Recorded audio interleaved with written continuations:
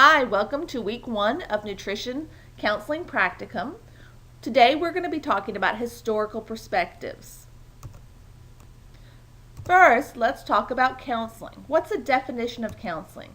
It is that the professional guidance of the individual by utilizing psychological methods, especially in collecting case history data, using various techniques of the personal interview, and testing interests and aptitudes. There's an important word here we need to think about: psychological. This will bring you back to your psychology classes. What is psychology? It is the applied academic field of psychological studies of the mind and behavior. Psychological researchers seek to determine how to describe how we think and how we act and how we feel. So, what was the beginning of psychology? Psychology began in 1879 as a field of study when Wilhelm Wundt formed the first investigational psychology lab in Leipzig, Germany. His work was concentrated on investigating the parts of the brain that composed the mind and analyzed a person's feelings and sensations through reflection. Wundt's school of thought on psychology was called structuralism. It focused on considering each separate part of the mental process, including sensations and feelings and images and mental impressions, all individually. Now, Edward Pinchner studied with Wilhelm Wundt and was one of the first people who coined the term structuralism. However, structuralism didn't last long after Titchener's death. Although structuralism died out, many other schools of thought emerged since then to explain the mind and the behavior. These included functionalism, psychoanalysis, behaviorism, humanism, and cognitivism.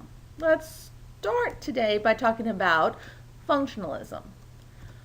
Functionalism emerged in response to structure, and it was highly influenced by both William James and Charles Darwin's evolutionary theory. Functionalists served a more systematic scientific method to examine and describe mental processes of the human mind. Whereas structuralism had focused on the elements of consciousness, functionalists concentrated on the purpose of consciousness and behavior and individual differences. Functionalism had a profound influence on the direction of education methodology. So next school of thought to talk about today would be psychoanalysis. And here we have a famous character. We have Sigmund Freud. He was the father of psychoanalysis and the psychodynamic approach. Freud's focus was on how the unconscious mind influenced behavior. His most famous theories of psychosexual stages, the unconscious mind, and the symbolism of dreams are still popular topics with both psychologists and laypersons today. In spite of this popularity, Freud's work is viewed with skepticism by many people, in part because most of his observations and theories were only based on case studies. That foundation that lacks scientific rigor makes it very difficult to generalize his findings to a larger population. Nevertheless, his theories transformed the way we think about the mind and behavior and left a lasting mark on not only psychology but also our popular culture. Freud theorized that personality is mostly established by the age of 5 and is composed of 3 elements: the id, the ego, and the superego. There are other terms still well recognized in today's popular culture contributed by Freud, including defense mechanism, unconscious mind, and the conscious mind. Freud proposed that personality was created in a series of stages during childhood. These visual images here are not meant to be accurate. They're just meant to be slightly entertaining and get a point across. So during these series of stages during childhood in which pleasure-seeking parts of the id are engrossed with erogenous areas. These pleasure-seeking parts are also called psychosexual energy or libido. Freud believed that libido was the main thing that shaped behavior.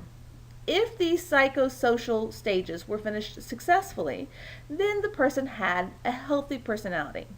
Whereas, if those psychosocial issues were not successfully managed or handled at that appropriate stage, the person would become fixated and basically bad things would happen.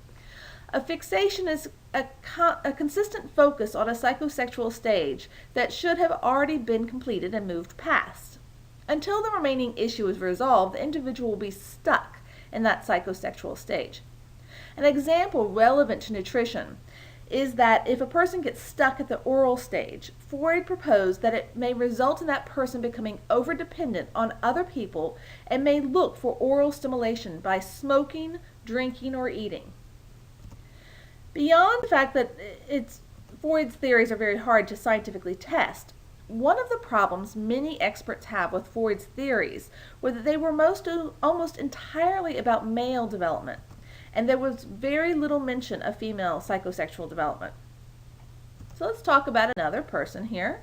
We have Erik Erikson, and although both Erik Erikson and Freud's theories were built on the concept of a series of stages, Erikson built upon and expanded Freud's theories by considering growth across the lifespan.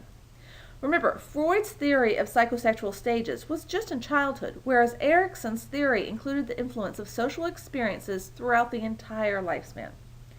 Erikson's psychosocial stage theory of personality is still a strong factor in current understanding of human development and is one of the most well-known theories of personality in the field of psychology. One of the main parts of Erikson's theory is the concept of the development of ego identity. Ego identity is the conscious sense of self that is developed through social interactions, is always evolving due to new experiences and new information that we get from our daily interactions with other people. Erikson also theorized that a sense of competence is created and influences our behaviors and actions. Erikson's theory states that at each stage, it's focused on becoming competent in some specific area of life. If the individual is successful in handling the stage, the person will feel like they've mastered that area. They have a sense of mastery. This is also called ego strength or ego quality. If the individual is not successful, the person leaves the stage feeling inadequate. As people pass through each stage, Erikson believed that they experience a conflict that functions as a catalyst in their development and results in the person either they experience cultivating a psychological quality or not being able to develop that quality.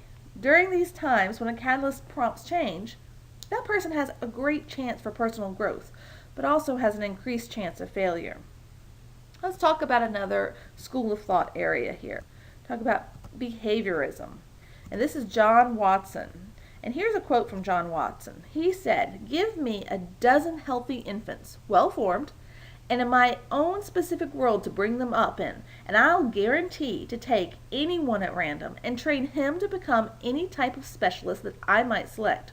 Doctor, lawyer, artist, merchant chief, and yes, even beggarman and thief, regardless of his talents, penchants, tendencies, abilities, vocations, and race of his ancestors." So the fundamental concepts of behaviorism is that behavior is a factor of some sort of stimulus and then a response and then some reinforcement. One of the most famous people from this area would be Ivan Pavlov. Now his main research interest was actually physiology and the natural sciences. What happened was when he was researching, what do we know about Pavlov? What do we think about? Dogs. When he was researching dogs' digestive systems, he observed that dogs would salivate before the delivery of food.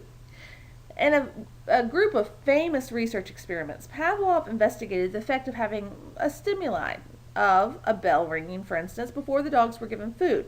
Eventually, after repeated associations between the bell and the food, the dog salivated when the bell was rung, even when food was not given. And he called this response a conditional reflex. Another important person here is B.F. Skinner. He's well known for his research on operant conditioning and negative reinforcement. He believed that behavior did not depend on the stimulus as Watson and Pavlov believed. Instead, Skinner proposed that behaviors depended on what happened after the response. Skinner called this operant behavior. Another important person here in this field would be Edward Thorndike. He was most known for a theory that he called the law of effect. This law was developed based on his research investigating on how cats learn to escape from puzzle boxes. According to the law of effect, when responses are followed immediately by satisfactory outcomes, then they become more strongly related and to the occurrence, and they are more likely to occur again in the future. Whereas if the response were followed by negative outcome, they become more weakly related and therefore are less likely to occur again in the future. So another school of thought that we'll talk about today is humanism. And in the 1950s, in reaction really to the psychoanalysis and behavior, which were the dominant schools of thought in psychology at the time, we had humanistic psychology emerged. Now remember, psychoanalysis focused on how the unconscious motivations drive behavior, and behaviorism investigated the conditioning process that results in behavior. Humanistic thinkers considered both psychoanalysis and behaviorism to be just too pessimistic, and that they either focused on tragic emotions or didn't take into consideration the role of personal choice. Instead, humanistic psychology focused on the individual's potential and valued growth and self-actualization.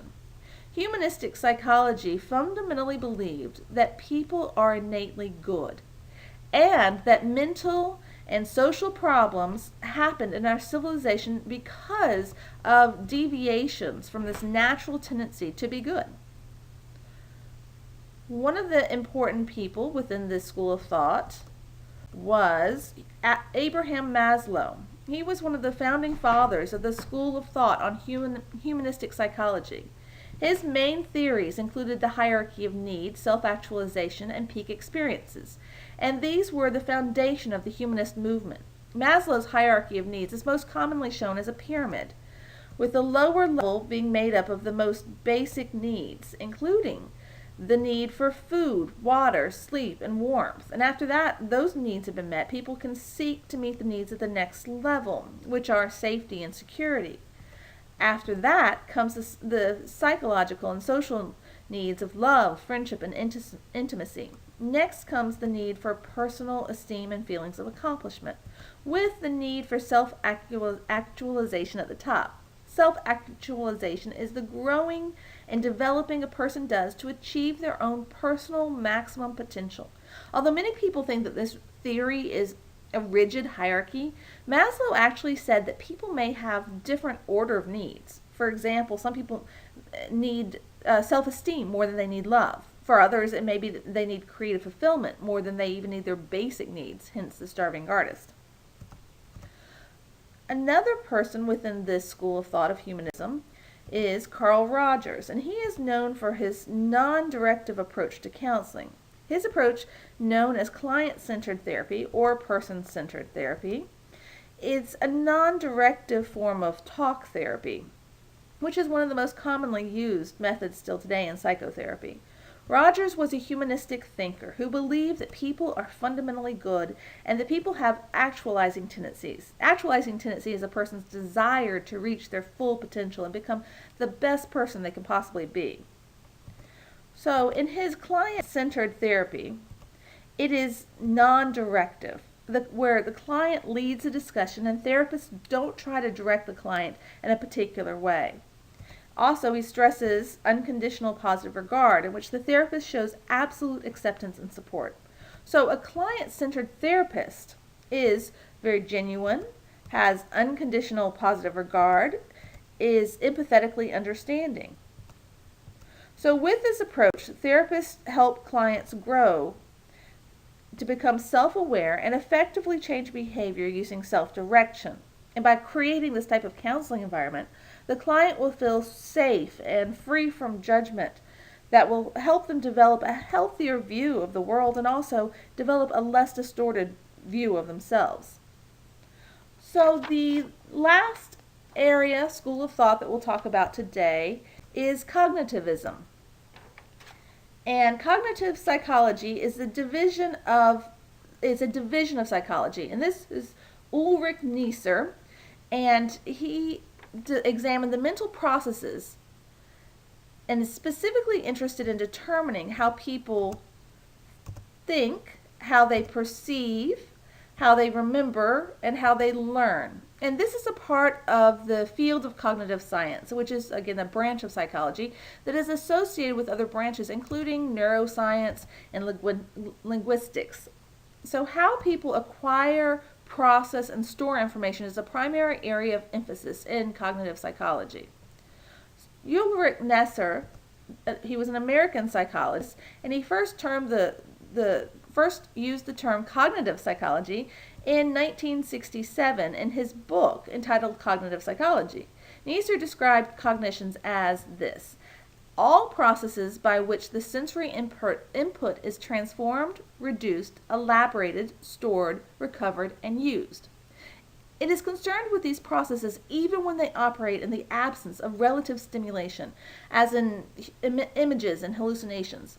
Given such a sweeping definition, it is apparent that cognition is involved in everything a human being might possibly do, and that every psychological phenomenon is a cognitive phenomenon. Now, whereas behaviorism that we've talked about earlier concentrated on observable behaviors, in cognitive psychology, internal mental states are the focus. Additionally, in psychoanalysis, concentrated on subjective perceptions, whereas in cognitive psychology, scientific research methods were used to study mental processes. So that's the end of today's lecture, and it's now time that you can take your quiz.